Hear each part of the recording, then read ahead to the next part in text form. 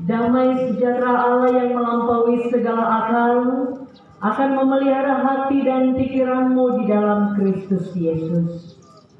Bapa yang penuh kasih, di pagi hari yang indah ini kami datang di hadapan-Mu dengan segala rasa syukur dan terima kasih dari dalam hati kami. Kami bersyukur Tuhan memberikan kami waktu dan kesempatan untuk boleh beribadah bersama di tempat ini. Terlebih Bapa, kami mensyukuri bahwa Tuhan juga masih memberikan kami kesempatan untuk boleh mendengarkan kebenaran firman-Mu yang menjadi kekuatan bagi kami untuk menjalani kehidupan kami selanjutnya.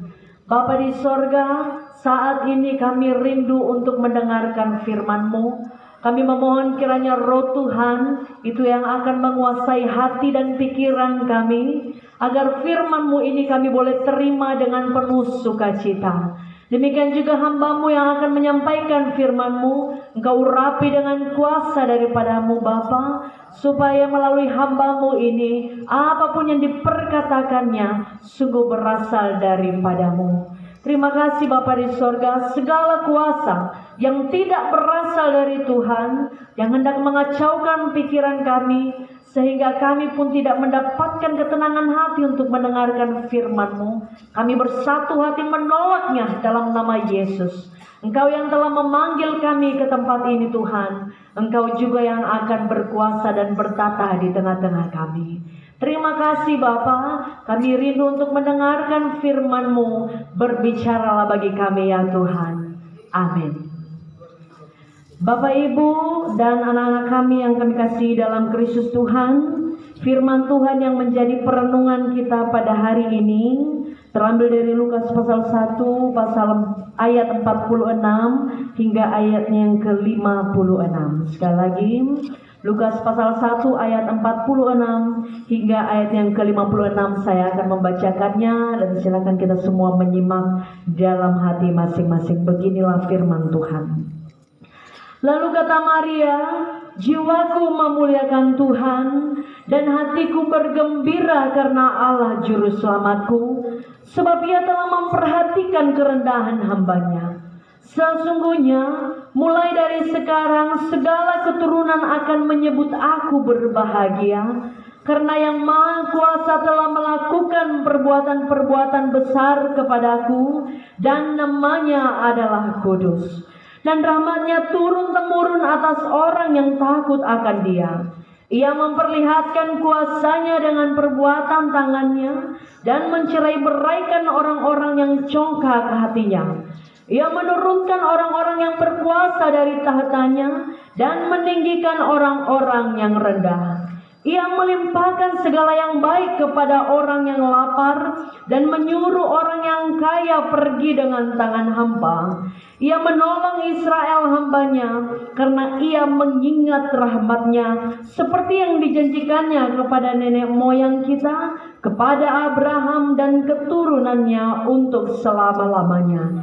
Dan Maria tinggal kira-kira 3 bulan lamanya bersama dengan Elisabet, lalu pulang ke rumahnya. Demikian pembacaan firman Tuhan. Selamat pagi semuanya, shalom. Selamat merayakan Minggu Advent di hari ini, dan kita semua tentunya sama-sama bersyukur dan bersukacita atas kesempatan yang Tuhan berikan bagi kita. Saudara yang terkasih dalam Kristus Tuhan, tema kita pada hari ini sesuai dengan yang sudah disampaikan oleh tim pada kami, yaitu jiwaku memuliakan Tuhan. Sekali lagi, jiwaku memuliakan Tuhan. Sebelum saya menyampaikan firman Tuhan ini, izinkan saya secara singkat saja untuk memperkenalkan diri. Walaupun ada pepatah mengatakan tak kenal maka tak sayang, tapi bagi kita orang percaya, saya percaya bahwa sekalipun kita tidak kenal, tapi kasih Kristus sudah terlebih dahulu ada dalam hati kita. Amin. Perkenalkan, nama saya Pendeta Merlina Gea. Saat ini saya sedang melayani sebagai pendeta fungsional di BNKP Jemaat Fodo. Saya lihat di sini ada anak saya tadi juga di sebelah sini ya, si siapa? Saya lupa pula namanya, yang pakai kacamata tadi. Ya, lalu di antara guru-guru juga ada jemaat Fodo di sini. Dan sebenarnya di SMK BNKP ini saya pikir Bapak Ibu juga yang lain mungkin ada yang tidak asing dengan wajah saya. Kebetulan suami saya dulu juga pernah menjadi tenaga pengajar di tempat ini, Bapak Berkat Agus Mantelang Banua, dan saya pikir anak-anak kami semua tidak kenal ya, karena sekarang beliau sudah lebih fokus mengajar di SMA Negeri Sukma, tapi sudah pernah mengabdi di sekolah ini. Nah, demikian saja. Oh ya, saya sudah menikah dan sudah punya anak juga satu. Anak saya masih jauh di bawah anak-anak kami di tempat ini, masih umur 3 tahun. Dan sekarang juga Tuhan sedang memberikan berkat OTW menuju 2. Seperti dia. Gak ada yang OTW di sini kan? Awas kalau ada, ketahuan nanti tahun 2024. Oke, demikian saja untuk perkenalan singkat. Ya, untuk memulai khotbah ini, saya mengajak kita semuanya bersyukur kepada Tuhan bahwa kita masih diberikan kesempatan untuk boleh datang di hadapan Tuhan, memuji Dia, memuliakan Dia. Saya melihat tadi, sekalipun tadi Ibu Ketua Tim sampaikan, hari ini kita melaksanakan ibadah ini dengan sederhana, tapi saya pikir kita semua bisa menikmatinya. Kita percaya bahwa kuasa Tuhan juga hadirat Tuhan hadir di tengah-tengah kita. Amin. Kalau tadi pagi mungkin kita agak sedikit ragu dengan cuaca, tapi kita bersyukur sekitar jam 7 tadi hujan berhenti. Saya pikir kita semua juga sudah berdoa untuk ini. Bahkan dengan cuaca seperti ini anak-anak kami tidak kepanasan. Coba kalau seandainya terik matahari, mungkin kita sudah mulai gelisah dan gerah berada di lapangan ini. Kita bersyukur bahwa ternyata Tuhan memberikan kita waktu, kesempatan, bahkan cuaca yang begitu baik pagi hari ini untuk menikmati ibadah Advent dan sekaligus juga ibadah penutup akhir semester ganjil. Saudara yang terkasih dalam Kristus Tuhan, sekaligus ini juga saya dengar dari buku kepala sekolah hari ini anak-anak kami akan terima rapor. Itu berarti ini adalah hari terakhir kita untuk bersekolah. Lalu kemudian akan ada masa di mana kita menikmati libur yang cukup panjang, dan kita bersyukur bahwa ternyata selama 1 semester ataupun selama 1 tahun lamanya Tuhan telah membuat perkara yang besar atas kehidupan kita. Mengapa saya katakan itu? Bahwa ternyata selama 1 tahun lamanya atau 1 semester lamanya, saya percaya bahwa kita semua, baik para guru, demikian juga dengan anak-anak kami, ada banyak hal yang terjadi selama ini. Entah itu suka duka, tawa dan tangis, keberhasilan, kegagalan, dan banyak hal lain laginya. Tetapi yang kita lihat bahwa sampai detik ini Tuhan tetap dan terus menyertai kita. Itu yang membuat kita untuk terus bersyukur kepada Tuhan. Seperti tema kita hari ini, jiwaku pun memuliakan Tuhan. Terlalu banyak kebaikan Tuhan yang kita bisa nikmati dan rasakan dalam hidup ini, sehingga kita semuanya pun berkata bahwa Tuhan, tidak ada alasan bagiku untuk tidak memuliakan Engkau, karena Tuhan sungguh baik. Anak-anak kami yang terkasih dalam Kristus Tuhan, saat ini kita sedang berada dalam situasi penantian. Mungkin kita sudah tahu bersama, beberapa tahun lamanya kita tidak lagi merayakan Natal sebelum tanggal 25, karena kita sekarang berada dalam masa-masa Advent ataupun yang disebut dengan masa-masa penantian. Menantikan Tuhan datang untuk hidup kita dan menantikan juga Tuhan datang untuk yang kedua kalinya. Jikalau biasanya orang mengatakan menunggu itu adalah pekerjaan yang membosankan, tapi saya pikir ketika kita menunggu orang yang spesial, maka itu tidak akan membosankan. Betul? Betul ya? Bagi orang yang tidak melakukan tugas dan tanggung jawab dari Tuhan selama di dunia ini, maka dia akan merasa gentar juga untuk menantikan Tuhan, bukan sukacita yang ada. Ibu mau kasih sebuah contoh. Semisalnya Bapak Ibu guru memberikan tugas kepada anak-anak kami. Saya juga pernah SMA seperti kalian ya. Senang kalian kan kalau nggak ingat Bapak Ibu guru tugas kan? Bahagia kalian kan? Iya, bahagia. Bagi yang belum mengerjakan tugas. Kalau ada Bapak Ibu guru dari sana, seandainya beberapa waktu yang lalu sudah ada tugas, kalau ada Bapak Ibu guru dari sana, hatinya sudah deg-degan, oh Tuhan, datang lagi Bapak itu, datang lagi Ibu itu, disinggungnya lagi nanti tugas dan lain sebagainya. Tapi kalau sekitar 10 menit belum datang gurunya, oh Tuhan terima kasih. Ternyata Bapak itu mungkin lagi sakit perut, jadi gak jadi masuk ke kelas. Bahagia, ya. Kenapa? Karena dia belum siap. Ya, mengapa kita begitu gentar, takut dan cemas menantikan seseorang? Karena kita belum siap. Demikian juga dengan menantikan Tuhan. Tuhan sudah kasih tugas kepada kita selagi kita di dunia. Nanti kita bahas ya dalam firman Tuhan ini. Maka untuk itu, menantikan Tuhan itu, jangan ada yang tanya, Ibu Pendeta, tahun berapa Yesus akan datang lagi? Jangan ada yang tanya itu, karena saya tidak tahu. Jangankan saya, Yesus sendiri dalam kemanusiaannya pun mengatakan dia tidak tahu. Hanya Bapa yang tahu.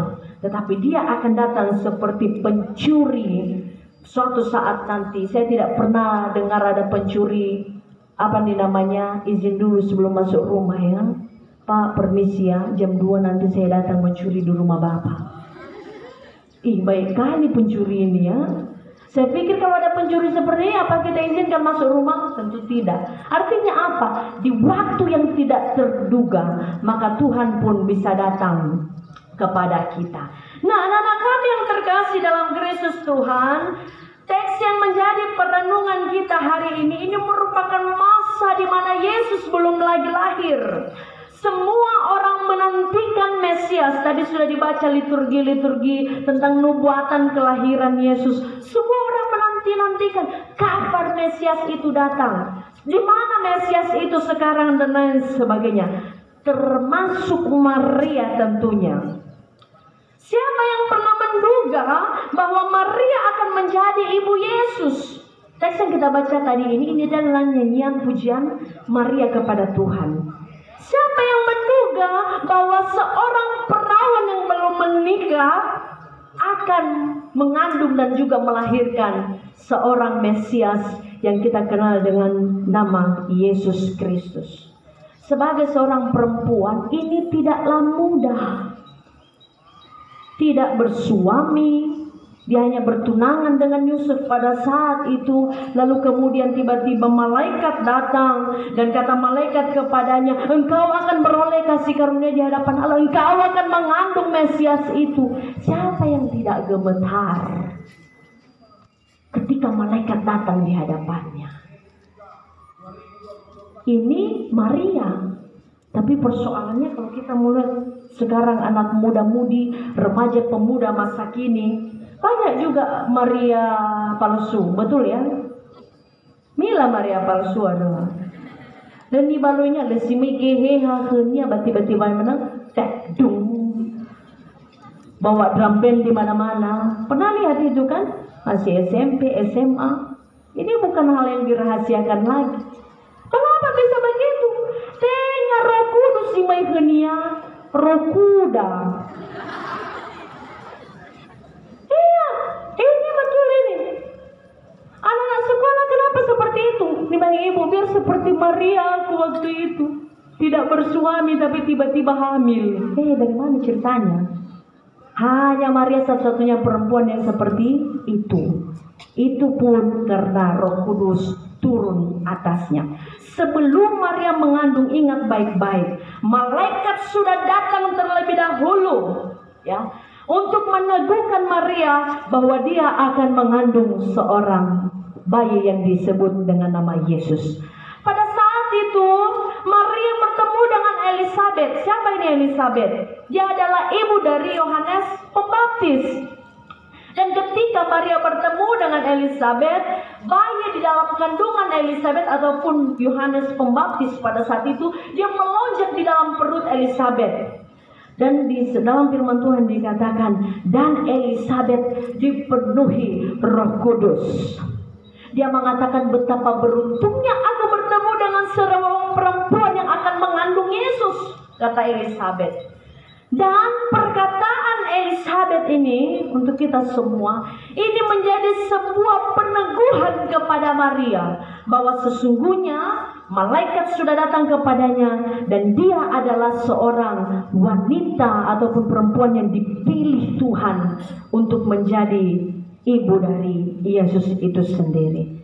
Saya tidak bisa membayangkan bagaimana kalau Maria di zaman sekarang ini, Maria yang waktu itu, begitu gue menemui kena malaikat langsung pasang status dari Facebook ya kan. Hello guys, aku ketemu malaikat nih. Katanya aku mau hamil nih guys. Bikin laporan di Facebook ya kan. Namanya Maria regalabe dua-dua. Mau begitu degu tengah orasi hadaya sudah ifai makanya lo balangnya ada si performance saudara, justru dia akan melakukan hal-hal konyol yang tidak memuliakan Tuhan. Tetapi perhatikan, sebelum Tuhan memilih seseorang, Tuhan sudah tahu siapa orang itu. Tuhan sudah kenal betul siapa perempuan itu. Dia tahu bahwa Maria bukan perempuan sembarangan. Dia adalah seorang perempuan yang berbesar hati dan juga menerima apa yang Tuhan akan sampaikan kepadanya. Kalau kita membaca di ayat 38, pasal 1 ayat 38, Maria berkata, sesungguhnya aku ini adalah hamba Tuhan, jadilah padaku menurut perkataanmu itu. Lalu malaikat itu meninggalkan dia. Maria menyadari siapa dia di hadapan Tuhan. Aku hambamu Tuhan. Kalau Tuhan mau ini terjadi atas hidupku, maka terjadilah sesuai kehendakmu. Nah, dengan apa yang telah terjadi kepada Maria ini, maka dia pun meresponi itu dengan cara bersuka cita dan memuji Tuhan. Pujian yang timbul dari hati Maria ini adalah pujian yang memuliakan Tuhan. Apa yang Maria katakan di dalam untuk bagian yang pertama, ayat 46 sampai ayat 49, di sana dikatakan bahwa Maria memuji Allah karena perkara besar yang telah Allah lakukan bagi dia. Maria memahami betul keberadaannya. Dia hanyalah perempuan biasa di antara perempuan lainnya, tidak lebih. Dia tidak terpandang, dia juga tidak kaya raya, dia tidak terkenal. Hanya orang biasa. Tetapi perhatikan, di hadapan Tuhan, Tuhan mengangkat dia. Itu sebabnya Maria katakan, aku segala keturunan akan menyebut aku berbahagia. Orang yang hina ini Tuhan mau angkat. Orang yang benar-benar rendah ini Tuhan akan tinggikan. Nah, kalau kita mau melihat kehidupan kita saat ini, kiranya demikian juga dengan dengan hidup kita. Kita tahu betul bahwa siapa kita di hadapan Tuhan. Kita manusia yang hina. Saya sering katakan ini, tanpa Yesus kita hanyalah sampah di dunia ini. Gak ada arti hidup ini. Tanpa Yesus kita bukanlah siapa-siapa. Mungkin rupa kita bagus, tetapi sesungguhnya hati kita dipenuhi dengan kebobrokan dan lain sebagainya. Tapi perhatikan, Tuhan mengangkat kita. Anak-anak kami yang terkasih dalam Kristus Tuhan, mari kita melihat diri kita masing-masing. Betapa Tuhan melihat kita ini berharga di matanya. Hanya karena hidup kita, seorang Yesus datang ke dunia untuk menjadi penyelamat bagi kehidupan kita. Ini luar biasa. Hanya karena seorang Merlina ini, Tuhan Yesus mau datang ke dunia. Coba bayangkan dari hidupmu dengan hidupmu masing-masing.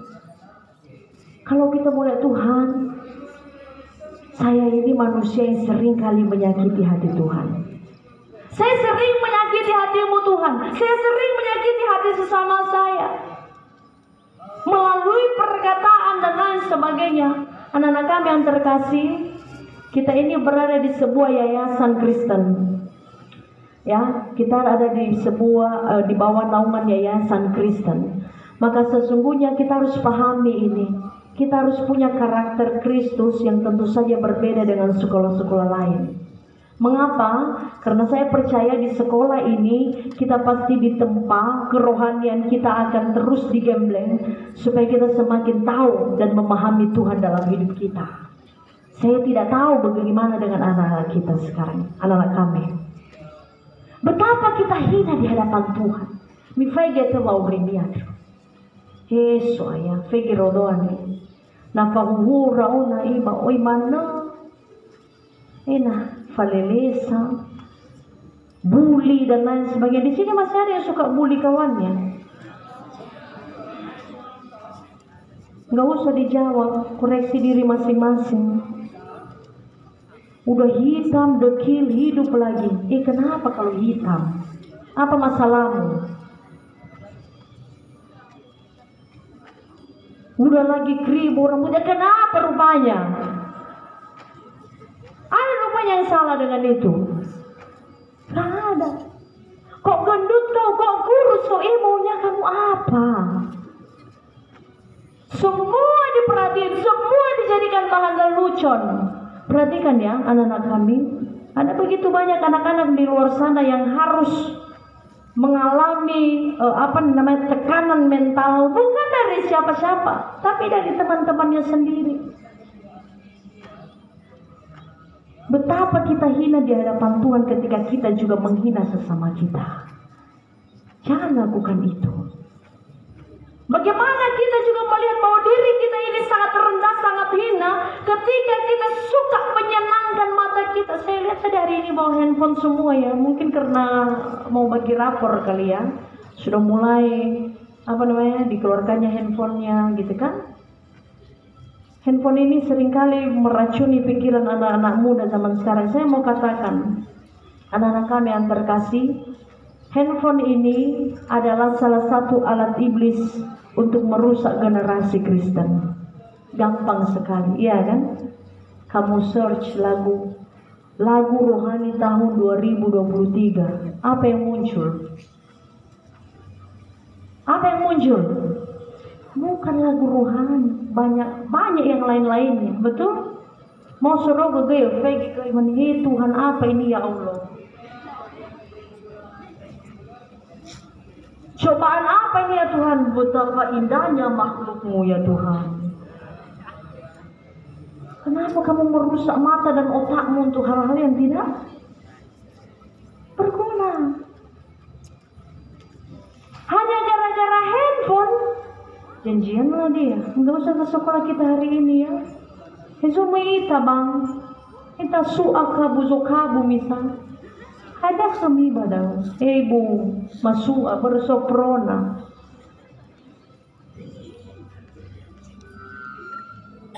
Gak sedikit sekarang, apalagi ada beberapa sekolah yang pernah saya dengar. Ini di tahun ini ya. Bisa mau masuk ke sesama jenis. Dari mana ceritanya itu? Iya kan? Kenapa bisa begitu? Karena kita masih dikuasai dosa. Kita ini begitu hina, begitu tidak berdaya di hadapan Tuhan. Itu sebabnya ketika Yesus mau lahir untukmu anak-anak kami, dengar baik ini. Syukuri itu. Karena sesungguhnya Tuhan, saya tidak layak mendapatkan itu semua. Saya manusia yang benar-benar rendah di hadapan Tuhan. Tapi Tuhan angkat. Karena Yesus Kristus itu sendiri yang telah memberikan pemulihan bagiku. Itu yang pertama. Maria memuji Tuhan, memuliakan Tuhan. Karena dia tahu bahwa Tuhan telah mengangkat hidupnya. Tuhan telah mengangkat derajatnya.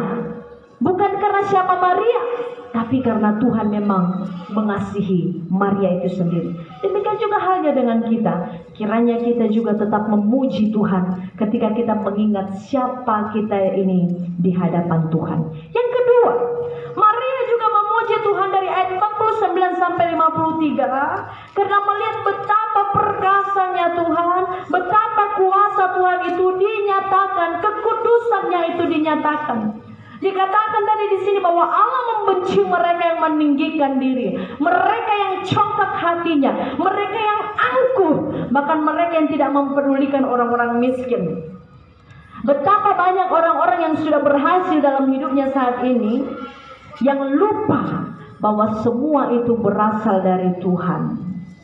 Jangan bangga kamu nanti karena udah juara 1. Hari ini ada pengumuman kan, nampak siapa juara 1, juara ini. Dia tidak tahu bahwa itu semuanya karena Tuhan. Kalau Tuhan mau kita dalam seketika lupa ingatan, bisa. Kalau Tuhan mau kita seketika kita menjadi tidak tahu apa-apa, itu bisa terjadi. Maka lihatlah bahwa semua hal baik yang terjadi dalam hidup kita ini, itu bukan karena kita, tapi semata-mata karena anugerah dan pertolongan Tuhan. Jangan pernah lupa siapa yang sudah memberi itu atas kehidupan kita. Dikatakan di sini Tuhan membenci itu. Dan ada satu tadi di sini dikatakan, Ia melimpahkan segala, ayat 53, Ia melimpahkan segala yang baik kepada orang yang lapar dan menyuruh orang yang kaya pergi dengan tangan hampa. Tuhan membenci orang yang kaya yang tidak menolong orang-orang yang miskin. Persoalannya sekarang, siapa orang miskin ini sebenarnya? Ada orang miskin di sini? Hah? Ada. Selagi organ-organ tubuhmu lengkap, kaki tanganmu ada, kamu bisa mendengar, bisa melihat, bisa berbicara, otak kita masih bisa bekerja, kamu bukan orang miskin. Orang miskin itu adalah orang yang tidak mampu bekerja untuk mencari kehidupannya. Betul? Jangan bilang dalam dirimu, ibu saya orang miskin, saya memerlukan bantuan orang kaya. Tolak itu dalam nama Yesus. Bilang, Tuhan, saya orang kaya yang akan membantu orang miskin suatu saat nanti. Amin. Itu harus bilang dalam dirimu. Udah sekolah sampai SMK, masa masih bilang dirinya miskin? Iya kan? Jangan bilang nanti firman Tuhan ini untuk saya, ibu. Saya menunggu orang kaya memberi saya makan, melunasi uang sekolah saya. Ada yang masih belum lunas uang sekolahnya. Semoga Tuhan menolong kita ya. Minta Tuhan tolong kasih hikmat. Bagaimana caranya supaya saya bisa terus berpikir untuk bisa menghasilkan. Karena saya adalah orang kaya, orang yang diberkati Tuhan. Amin. Orang yang diberkati Tuhan. Itu dia. Jadi sekali lagi, Tuhan begitu membenci orang-orang yang congkak, orang-orang yang tinggi hati, yang merasa bahwa semua yang dimilikinya itu adalah karena kekuatan dan kehebatannya sendiri. Maka ketika Maria melihat itu, dia pun memuji Allahnya. Tuhan, Engkau sungguh adil. Orang yang rendah Engkau tinggikan, orang yang meninggikan hati pun Engkau rendahkan di hadapan Tuhan. Yang ketiga, apa yang menjadi pokok pujian Maria? Di ayat 54 sampai 55 dikatakan di sana bahwa Maria memuji Allah yang setia pada perjanjian dengan umatnya. Maria tahu persis bahwa Tuhan, Engkau tidak pernah ingkar janji. Mulai dari perjanjianku kepada Abraham sampai detik ini, Engkau telah melakukan semuanya itu. Apakah janji Tuhan yang tidak dikabulkan sampai hari ini? Janji penyertaan Tuhan itu sudah kita rasakan. Bagaimana ketika doa-doa kita dijawab oleh Tuhan, itu juga sudah Tuhan berikan bagi kita. Anak-anak kami yang terkasih dalam Kristus Tuhan, sekarang kita sedang menantikan janji Tuhan bahwa Dia akan datang untuk kedua kalinya. Itu janji yang pasti digenapi. Maka sembari menantikan Tuhan, mari kita terus memuji Allah sebagai respon dari iman kita. Iman kita ini harus bertumbuh. Maka bagaimana respon iman itu dalam menantikan Tuhan? Sesuai dengan tema kita hari ini, jiwaku akan terus memuliakan Tuhan. Pertanyaan sekarang, bagaimana cara memuliakan Tuhan? Tadi saya lihat ada yang menyanyi, ada yang menari dan lain sebagainya. Itu salah satu cara untuk memuliakan Tuhan. Betul. Tetapi ada yang terlebih penting dari situ. Memuliakan Tuhan itu muliakan Tuhan dari hatimu. Maka dari hatimu itu akan terlihat pula bagaimana engkau akan persembahkan tubuhmu kepada Tuhan sebagai persembahan yang kudus di hadapannya. Ingat baik-baik bahwa tubuhmu ini adalah bait Allah. Maka ketika tubuhmu melakukan hal-hal yang baik, jiwamu pun telah memuliakan Tuhan. Yang kedua, ketika engkau mengatakan engkau memuliakan Tuhan, maka engkau pun akan melakukan apa yang menjadi perintah Tuhan dalam hatimu. Apa perintah Tuhan kepada Maria? Dia sudah lakukan. Perintah Tuhan untuk kita saat ini di Yohanes pasal 15 ayat 17 dikatakan, kasihilah sesamamu manusia. Itu perintah Tuhan. Sekarang saya mengajak kita semua dalam penantian Kristus ini, mari kita terus saling mengasihi satu sama yang lain, saling support satu sama yang lain, saling mengasihi dan saling mendukung satu sama yang lain. Ketika engkau sudah melakukan itu, kasih kepada sesamamu, maka sesungguhnya jiwamu sudah memuliakan Tuhan. Mengapa saya katakan ini? Terkadang kita terbuai dengan semua acara seremonial seperti ini. Saya tidak tahu kalian masih punya musuh nggak di sini? Ada nggak musuh kalian di antara teman-teman yang lain ini? Entah tadi musuhnya gara-gara apa? Perkara bestinya direbut lah, perkara doinya direbut mungkin. Kita nggak tahu. Apa yang jadi persoalan? Gara-gara nggak ngasih contekan waktu ujian mungkin. Banyak hal yang membuat kamu berseteru dengan sesamamu. Tapi mau ibu bilang saat ini, sebelum kita mengakhiri tahun 2023 ini, berdamailah dengan semua orang. Buktikan bahwa Yesus bukan hanya lahir di Bethlehem, tapi dia sudah lahir di hati kita masing-masing. Amin. Dengan demikian, penantian akan Tuhan itu akan lebih bermakna. Kita akan menghabiskan waktu kita untuk memikirkan perkara-perkara yang di atas. Kita akan menghabiskan waktu dalam penantian ini untuk melakukan apa yang berkenan di hadapan Tuhan. Jiwa kita pun seperti Maria, terus-menerus memuliakan Tuhan, melihat kebaikan-kebaikan Tuhan yang terus terjadi dalam kehidupan kita masing-masing. Maka saya percaya Tuhan juga akan senantiasa menyertai kita, menolong kita, menguatkan kita untuk melakukan apa yang Tuhan kehendaki. Untuk itu, anak-anak kami yang terkasih dan semua kita juga, para bapak ibu guru di tempat ini, mari kita benar-benar memaknai tema ini bahwa kita sungguh-sungguh ingin memuliakan Tuhan sepanjang hidupku. Tuhan, dilihat ataupun tidak, aku ingin terus memuji Tuhan dari hatiku. Dan biarlah pujian-pujian yang kita naikkan di hadapan Tuhan sungguh menjadi hormat dan kemuliaan bagi nama Tuhan. Amin. Kiranya Tuhan memberkati kita melalui kebenaran firman ini. Mari kita kembali bersatu dalam doa. Bapa, terima kasih karena Engkau telah perdengarkan firman-Mu kepada kami. Seperti Maria pada saat itu yang bersuka cita dan memuji Engkau ketika melihat bagaimana Tuhan mengangkat orang-orang yang direndahkan, dan Tuhan juga merendahkan orang-orang yang meninggikan hati di hadapan-Mu. Maka kami juga rindu Tuhan, demikian pula dengan kehidupan kami.